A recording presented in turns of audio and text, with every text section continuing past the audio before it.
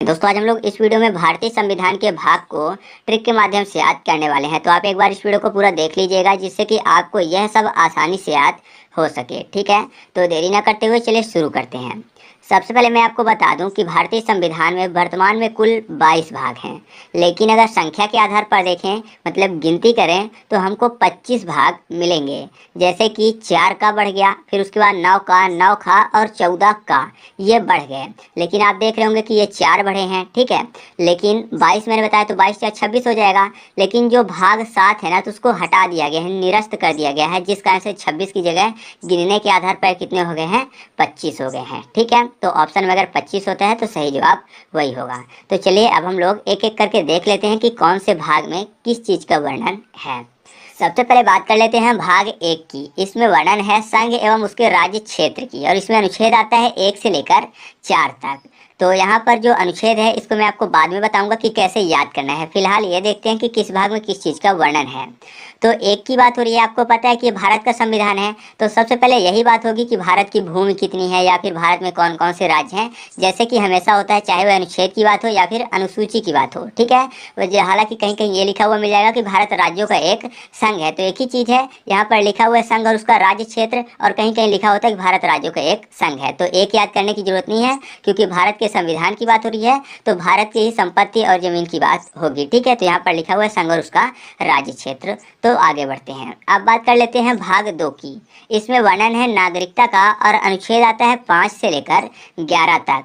तो आप देख रहे होंगे जैसे कि पिक में कि जो नाग है कैसे दिख रहा है, 2 की तरह दिख रहा है ना। जो नाग है 2 की तरह दिख रहा है, तो 2 से आपको याद आ जाएगा भाग 2, और नाग से नागरिकता। तो याद रखिएगा भाग 2 में किस चीज़ का वर्णन है, नागरिकता का। ठीक है, अब बात कर लेते हैं भाग 3 की। इसमें वर्णन है मौलिक अधिकार का। तो यहाँ पर अधिकार को याद करने के लिए कर लेते हैं अधिकार। ठीक है, अधिकार, अधिकार मतलब अंधेरे की बात हो रही है, और अंधेरे में जाहिर सी बात है हर व्यक्ति को डर लगता है। यानी ऐसा कह सकते हैं कि अंधेरे में कोई अगर अकेले जाए कहीं तो वह थर थर कांपता है। तो थर थर से आपको 3 याद आ जाएगा, थर थर 3। तो याद रखिएगा कि भाग 3 में यानी 3 में किस चीज़ का वर्णन है, मौलिक अधिकार का। ठीक है, और इसमें अनुच्छेद आते हैं 12 से लेकर 35 तक। इसको दूसरे तरीके से भी याद कर सकते हैं कि यहाँ पर मौलिक अधिकार में शब्द लिखा हुआ है आंधी और कार।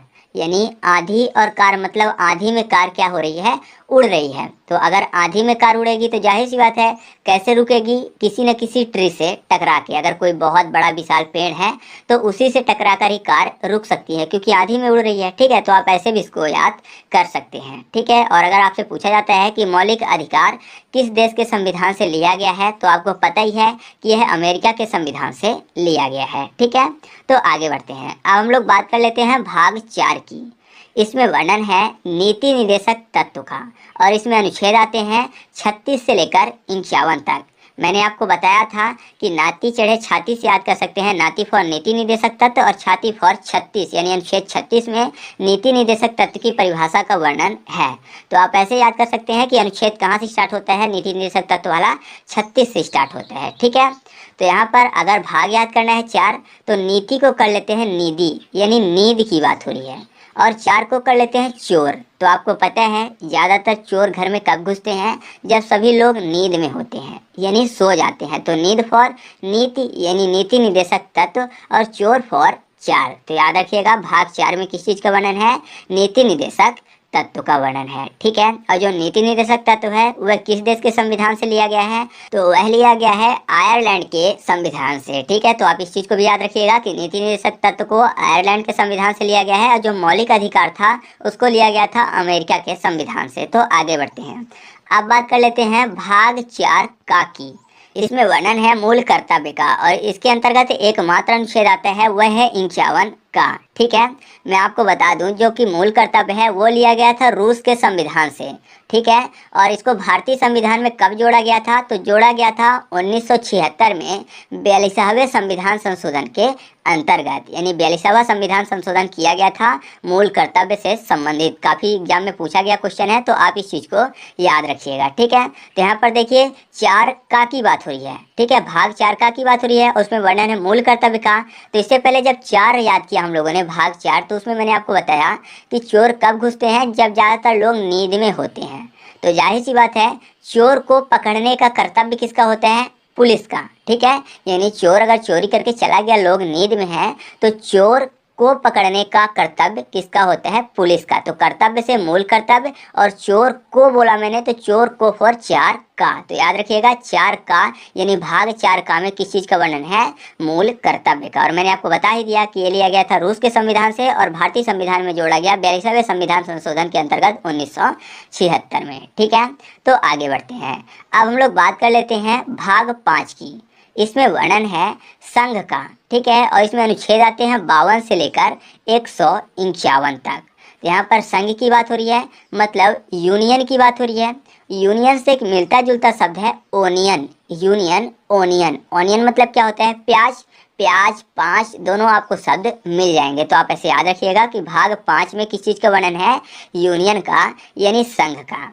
एक और तरीका है याद करने का इसका मेरे पास, कि अगर आप 5 को इंग्लिश में पढ़ेंगे तो क्या होगा? 5। तो 5 को कर लीजिए वाइफ। ठीक है, और फिर शब्द लिखा हुआ है संग। तो आपने देखा होगा जब शादी होती है तो हस्बैंड का नाम लिखा होता है, फिर संग लिखा होता है, फिर वाइफ का नाम लिखा होता है। ठीक है, हस्बैंड का नाम, फिर संग, फिर वाइफ। तो वाइफ फॉर 5, और संग से आपको याद आ जाएगा कि भाग 5 में संघ का वर्णन है। ठीक है, तो आप ऐसे भी इस चीज़ को याद कर सकते हैं। उम्मीद है आपको याद रहेगा। तो चलिए आगे बढ़ते हैं। अब हम लोग बात कर लेते हैं भाग 6 की। इसमें वर्णन है राज्य का, और इसमें अनुच्छेद आता है 152 से लेकर 237 तक। तो यहाँ पर राज्य में एक आसानी से शब्द आपको मिल जाएगा राज। ठीक है, राज्य, राज। तो आपको पता है अगर कोई राज की बात हो तो उसको छिपाया जाता है, ना कि दूसरों से शेयर किया जाता है। ठीक है, यानी जो राज की बात होती है उसको छिपा लिया जाता है। तो छिपाने में आपको 6 शब्द मिल जाएंगे, यानी 6। तो याद रखिएगा भाग 6 में किस चीज़ का वर्णन है?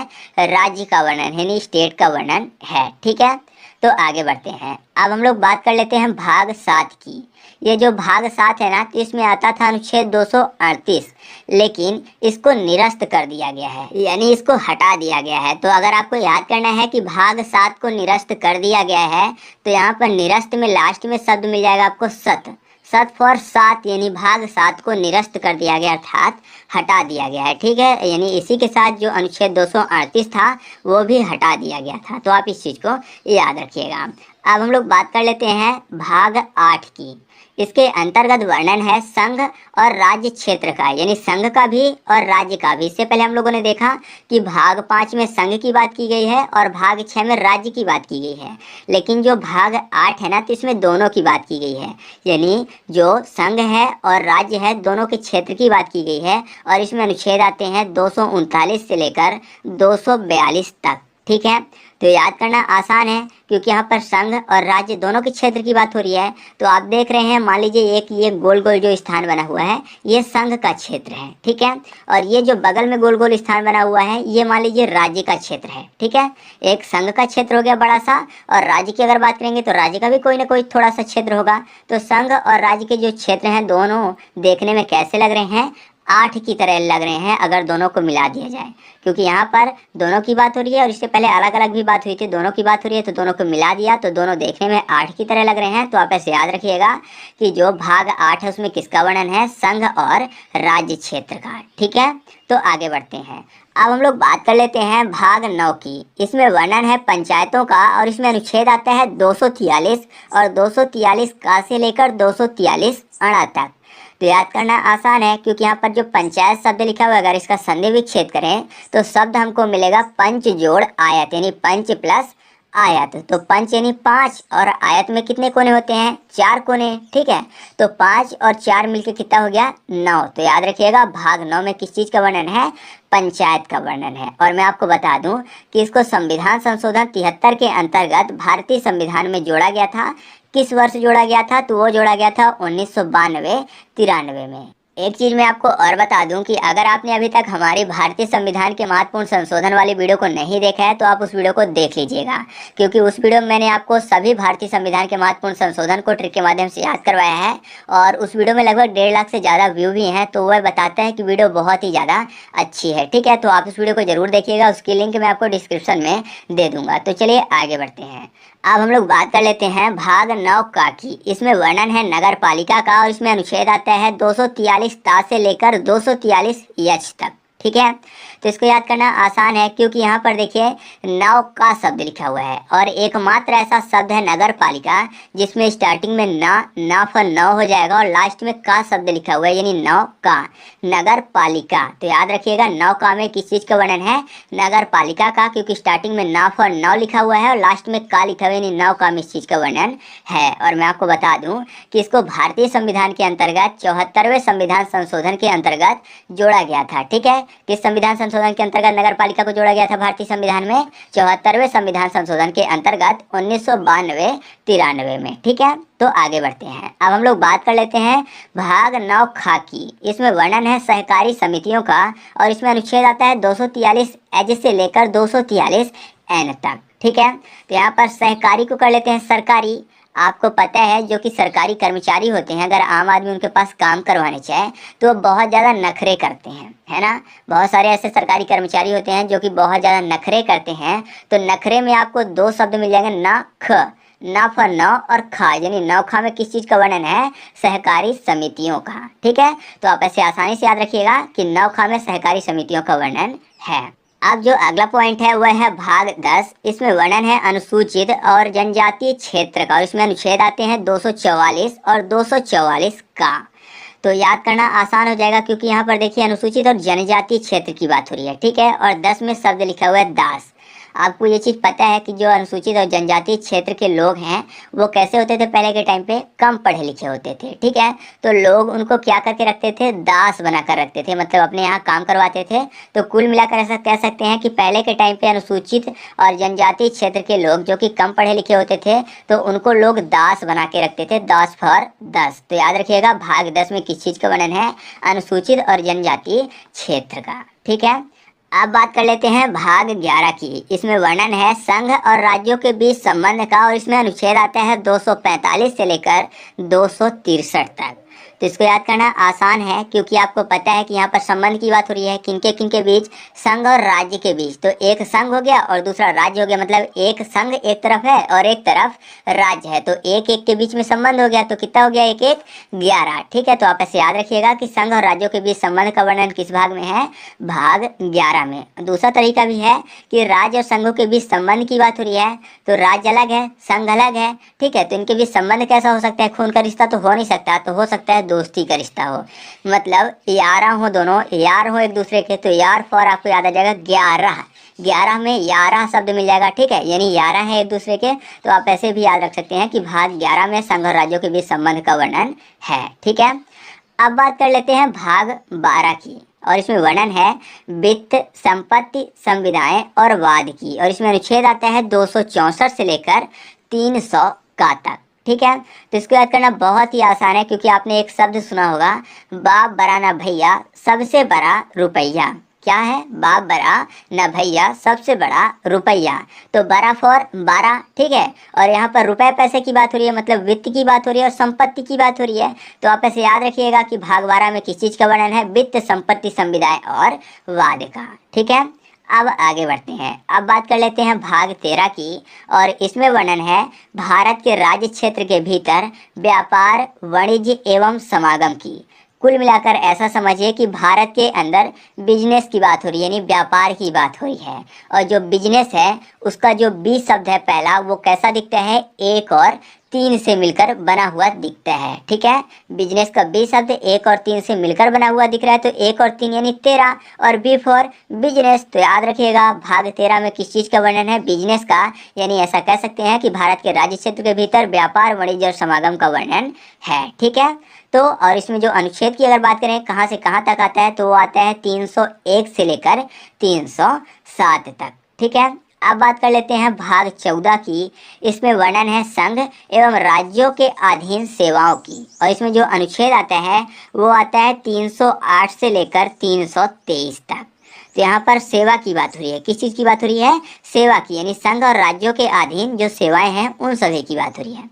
तो सेवा से मुझे याद जो आता है वो ये है कि सेवा सबसे ज़्यादा कौन करता है, चेला करता है। यानी गुरु की सेवा कौन करता है, चेला करता है। और चेला हमेशा कहाँ पर बैठा रहता है, गुरु के चरणों में बैठा रहता है, यानी फुट में बैठा रहता है। तो फुट फॉर 14। तो याद रखिएगा कि जो 14 है यानी भाग 14 है उसके अंतर्गत किस चीज का वर्णन है, सेवा का वर्णन, यानी संघ और राज्यों के अधीन सेवाओं का वर्णन है। ठीक है, अब हम लोग बात कर लेते हैं भाग 14 का की। इसमें वर्णन है अधिकरण का, यानी प्रशासनिक अधिकरण की बात हो रही है और इसमें अनुच्छेद आते हैं 323 का से लेकर 323 खा तक। ठीक है, अधिकरण मतलब क्या होता है, अधिकरण मतलब ऐसे समझिए कि ट्रिब्यूनल, ट्रिब्यूनल मतलब फास्ट ट्रैक कोर्ट, यानी जो जल्दी जल्दी सुनवाई करे, वो भी ऐसे कोर्ट प्रशासन से रिलेटेड। ठीक है, इसमें प्रशासनिक कोर्ट की बात हो रही है, यानी प्रशासनिक ट्रिब्यूनल की बात हो रही है। तो ऐसे समझिए कि प्रशासन में कोई भी विवाद हो गया, ठीक है, विवाद हो गया मतलब फाइट हो गई, तो उस फाइट को निपटाने के लिए इस अधिकरण के लाया गया है। ठीक है,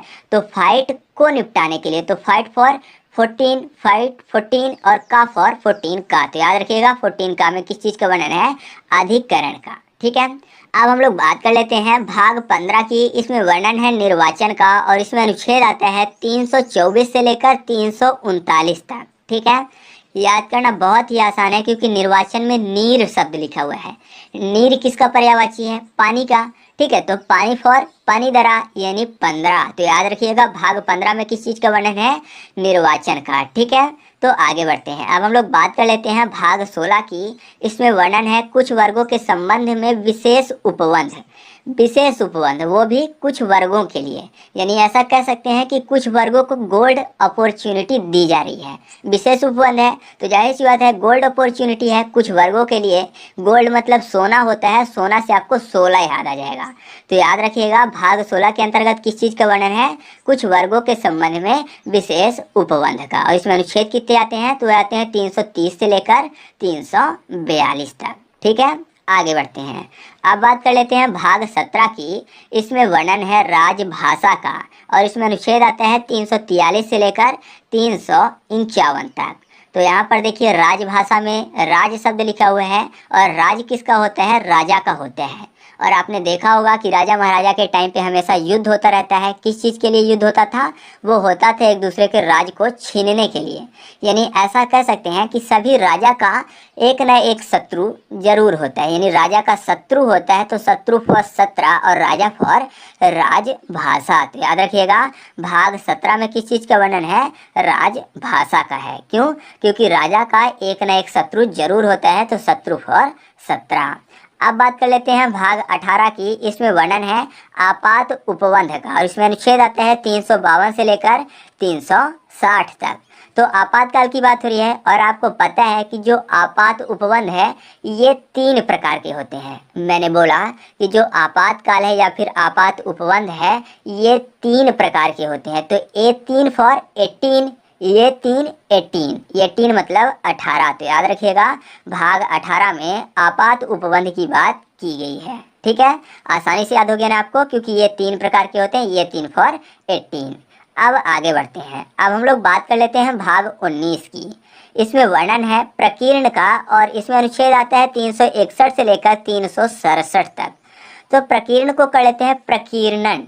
प्रकीर्णन समझते हैं ना आप, कि जो प्रकाश का प्रकीर्णन शब्द आपने देखा होगा, साइंस में सुना होगा कि प्रकाश का प्रकीर्णन होता है, यानी फैलाव होता है।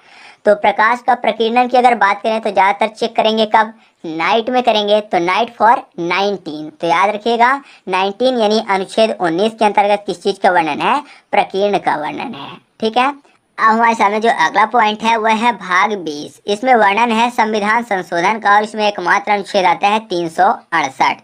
तो 20 को कर लेते हैं फीस, 20 फीस, और फीस के रूप में क्या दिया जाता है, धन। तो धन फॉर संशोधन यानी संविधान संशोधन। तो याद रखिएगा भाग 20 में किस चीज़ का वर्णन है, संविधान संशोधन का। और अनुच्छेद वाली वीडियो मैंने आपको बता ही दिया था कि 368 में शब्द लिखा हुआ टीन और छांट, यानी टीन में छांट के रखते हैं, जो कागज़ जरूरी है और जो जरूरी नहीं है उनको फेंक देते हैं, यानी संशोधित कर देते हैं। मान लीजिए पुराने कागज़ हैं अब काम के नहीं है तो उनको फेंक दिए, जो जरूरी है उनको टीन में छांट के रख दिए। तो टीन छांट फॉर 368। तो इस तरीके से हम लोगों ने भारतीय संविधान के अनुच्छेद वाली वीडियो में अनुच्छेद को भी याद किया था। तो मैं आपको बता दूं कि अगर आपने अनुच्छेद वाली वीडियो नहीं देखी है तो आप अनुच्छेद वाली वीडियो को भी देख लीजिएगा, ठीक है, जिससे कि आपको अनुच्छेद भी याद हो जाएंगे। लिंक कहाँ मिलेगी आपको, तो वो डिस्क्रिप्शन में मिल जाएगी। तो चलिए आगे बढ़ते हैं। अब हम लोग बात कर लेते हैं भाग 21 की। इसमें वर्णन है अस्थायी संक्रमणकालीन और विशेष उपबंध का, और इसमें अनुच्छेद आता है 369 से लेकर 392 तक, ठीक है। तो संक्रमणकालीन को कर लेते हैं संकटकालीन, या फिर संक्रमण से याद रखिए कि जो कोरोना के इस टाइम पे संक्रमण चल रहा है, तो लोग क्या करते हैं, या तो संकट में या फिर संक्रमण की स्थिति में एक ईश है उनसे ही प्रार्थना करते हैं। मतलब एक ईश यानी भगवान से प्रार्थना करते हैं कि उनको संकट से बचा लें। तो एक ईश फॉर 21। तो याद रखिएगा भाग 21 में किस चीज़ का वर्णन है, अस्थायी संक्रमणकालीन और विशेष उपबंध का, ठीक है। अब बात कर लेते हैं इस वीडियो के लास्ट पॉइंट की, वह है भाग 22। इसमें वर्णन है संक्षिप्त नाम प्रारंभ हिंदी में प्राधिकृत पाठ और निरसन की, और इसमें अनुच्छेद आता है 392 से लेकर 395 तक। तो यहाँ पर देखिए कुल मिलाकर हिंदी की बात हो रही है, साथ ही पाठ और निरसन शब्द लिखा हुआ है, ठीक है। तो जो हिंदी है वो एक भाषा है, हिंदी बोलने के लिए वॉइस की जरूरत पड़ेगी, या फिर यहाँ पर पाठ शब्द लिखा हुआ है। पाठ मतलब समझ रहे ना, किसी भी लेसन को पढ़ना, ठीक है। तो पाठ करेंगे किसी भी चीज़ का तो वॉइस से ही करेंगे, तो वॉइस से आपको 22 याद आ जाएगा। तो आप ऐसे इस चीज़ को भी याद रखिएगा, ठीक है। तो इस तरीके से हम लोगों ने भारतीय संविधान के सभी भाग को ट्रिक के माध्यम से आसानी से याद किया। आपको वीडियो कैसी लगी ये चीज़ आप कमेंट करके बताइएगा। साथ ही साथ MCQ टेस्ट में मैं कुछ प्रश्न भी पूछूंगा, तो आप उनके उत्तर भी कमेंट करके बताइएगा। लेकिन मैं आपको फिलहाल एक चीज़ यहाँ पर क्लियर कर दूँ कि मैंने स्टार्टिंग में आपसे बोला था कि सभी भाग के अंतर्गत जो अनुच्छेद आते हैं उनको कैसे याद करना है, ये चीज़ मैं आपको बताऊँगा। तो उसके लिए ज़रूरी ये है कि आपको अनुच्छेद याद होने चाहिए। अगर आपको अनुच्छेद याद होंगे तो आप ऐसे ही पता कर लोगे कि किस भाग के अंतर्गत कौन सा अनुच्छेद आता है। जैसे कि मैंने आपको अनुच्छेद 5 में याद करवाया था नागरिकता। मैंने आपको बताया था कि नागरिकता से याद आता है एक शब्द नाग पंचमी, तो पंचमी से 5 और नाग फॉर नागरिकता। तो जैसे ही अनुच्छेद 5 स्टार्ट हुआ उसमें नागरिकता शब्द लिखा हुआ है, तो आप ऐसे ही समझ जाएंगे कि यहाँ से नागरिकता वाला भाग स्टार्ट हो गया। तो जरूरी है आपको कि आप अनुच्छेद वाला वीडियो देखें, अनुच्छेद याद करें, जिससे कि आपको ये चीज़ें भी याद हो जाएं, ठीक है। तो चलिए अब हम लोग MCQ टेस्ट की तरफ चलते हैं। तो पहला क्वेश्चन आपके सामने है कि जो निर्वाचन है वह भारतीय संविधान के किस भाग के अंतर्गत वर्णित है। क्वेश्चन नंबर 2, आपात उपबंध भारतीय संविधान के किस भाग में वर्णित है। और इस वीडियो का अगला क्वेश्चन है क्वेश्चन नंबर 3, जो पंचायत है उसको भारतीय संविधान के किस संशोधन के अंतर्गत जोड़ा गया है। क्वेश्चन नंबर 4, नगर पालिका भारतीय संविधान के किस भाग के अंतर्गत वर्णित है। तो आप इन सभी क्वेश्चन के आंसर कमेंट करके बताइएगा। तो चलिए मिलते हैं अगले वीडियो में, तब तक के लिए जय हिंद।